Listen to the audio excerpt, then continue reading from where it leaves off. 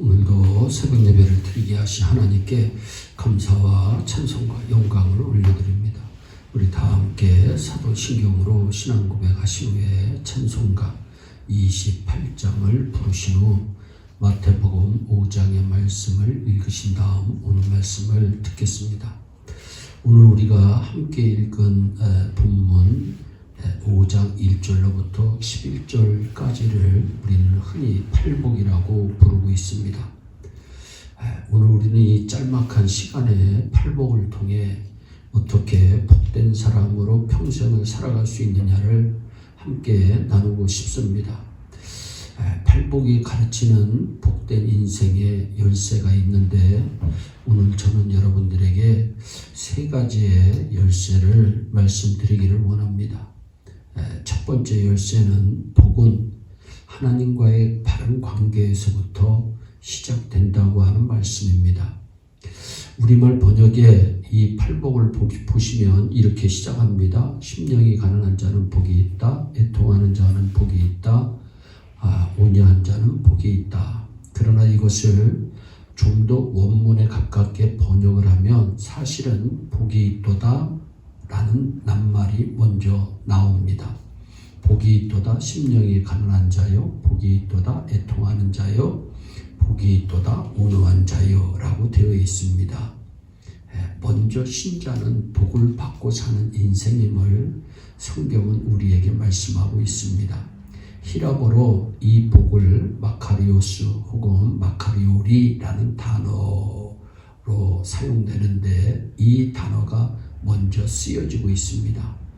이 단어를 영어 성경에서는 blessed라고 하는 단어로 번역을 했습니다.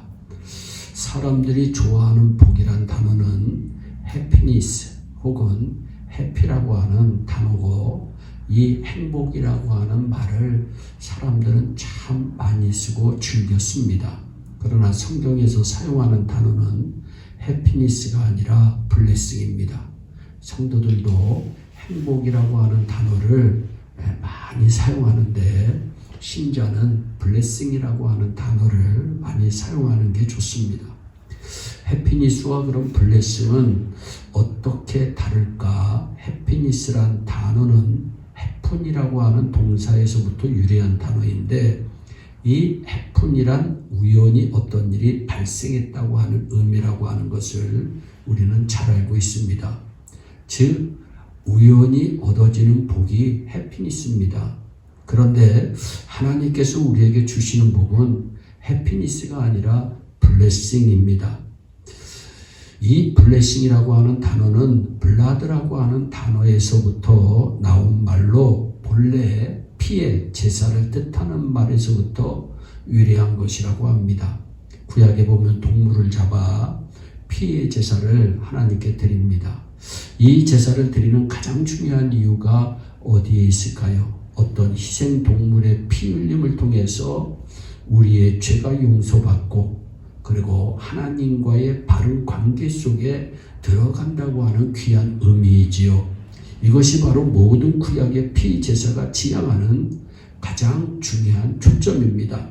그러므로 이 블레싱이라고 하는 단어의 배후에는 하나님과의 바른 관계라고 하는 중요한 과제가 전제가 있는 것입니다. 복은 하나님과의 바른 관계에서부터 시작되어진다. 꼭 기억하시기를 바랍니다. 오늘 우리가 읽은 팔복의 모든 내용은 따라서 하나님과의 바른 관계를 전제로 하고 있다는 것을 알 수가 있습니다. 심령이 가난한 자는 하나님의 관점에서 보면 자신을 발견한 사람입니다. 애통하는 자는 하나님의 눈으로 보면 자신의 죄를 느끼고 있는 사람의 모습입니다. 온유한 자는 하나님의 다스림을 받고 사는 사람입니다. 의에 줄이고 목마른 자는 하나님의 가치를 사모하는 사람입니다. 긍휼히 여기는 자는 하나님의 안목으로 이웃을 바라보고 있는 사람입니다.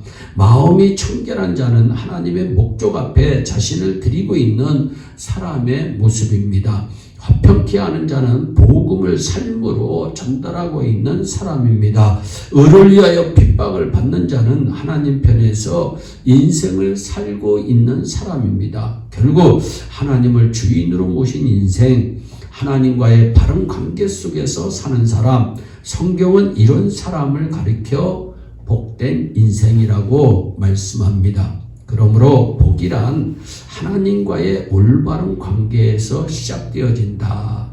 그래서 팔복이 전하는 첫 번째 복된 인생의 열쇠는 하나님과의 관계에서 시작되어진다고 하는 겁니다. 두 번째, 복은 예수 그리스도를 닮아가려고 노력할 때 얻어지는 것입니다.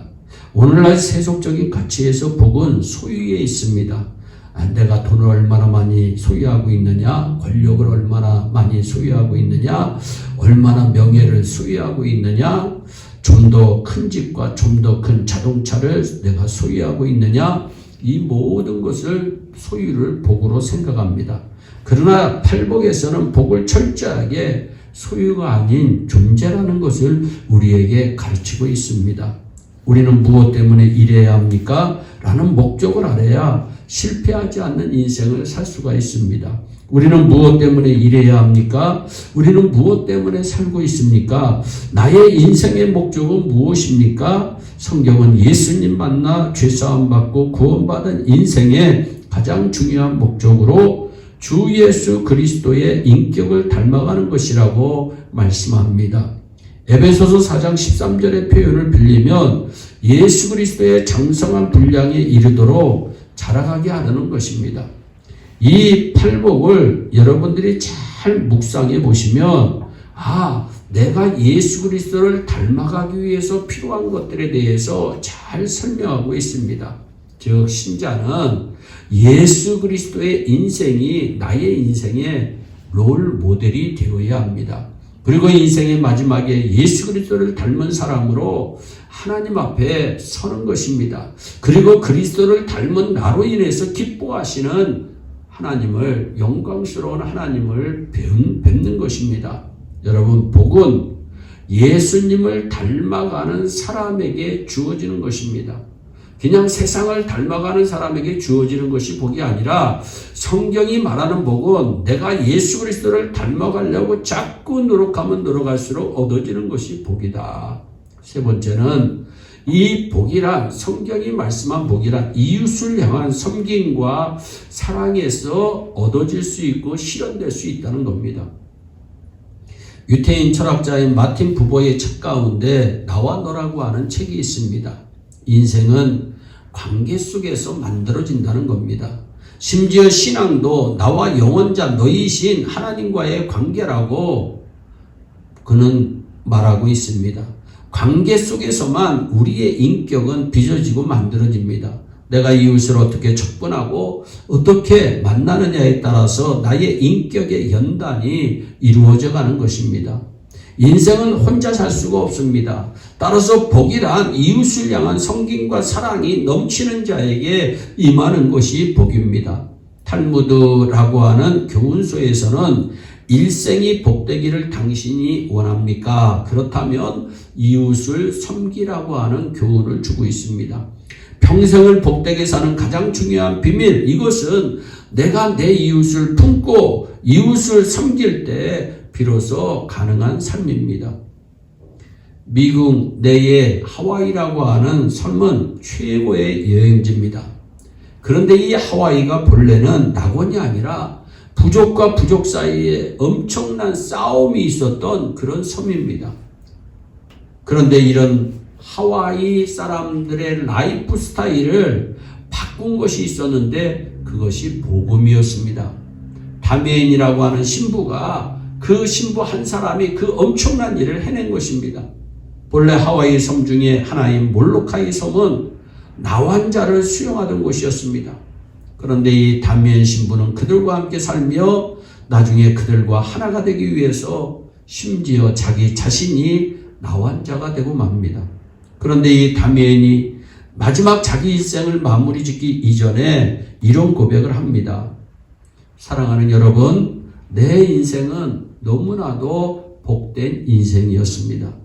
무엇이 그에게 이런 고백을 낳게 했을까요? 그것은 섬김이었습니다. 그것은 사랑이었습니다. 이웃을 품고 사랑하면서 그런 놀라운 성경이 약속한 복의 비밀을 체험할 수가 있었던 것입니다. 교회 내 작은 모임들이 왜 필요할까요? 가까이서 섬길 수 있는 대상이 있기 때문입니다. 사랑할 수 있는 사람들이 있기 때문입니다.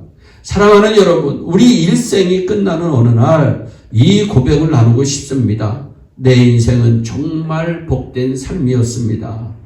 팔복의 교훈을 붙들고 복된 인생을 사는 우리 모두가 되기를 주 예수 그리스도의 이름으로 축원합니다. 기도하겠습니다. 사랑이 많으신 하나님 참 감사합니다. 오늘도 마태복음 5장의 말씀을 통해서 우리를 교훈하여 주심을 감사합니다. 특별히 복된 인생이 되기 위해서는 세 가지 비결이 있는데, 먼저 하나님과 바른 관계를 유지하고 예수님 닮아가는 인생의 목표를 두고 이웃을 사랑하고 섬기면 반드시 복된 인생이 은성으로 살 수 있음을 말씀해 주신 것 참 감사합니다. 우리 예일의 온 성도들이 그렇게 살아서 주님 만나는 그날에 잘했다 칭찬받고 상급받는 복된 축복의 주인공들이 다 되게 하여 주옵소서. 감사하고 예수님의 이름으로 기도하옵나이다. 아멘. 우리 다 함께 주기도문으로 예배를 마치시고 각자 개인 기도하신 후에 오늘도 주 안에서 승리하는 복된 하루 되시기를 바랍니다. 감사합니다.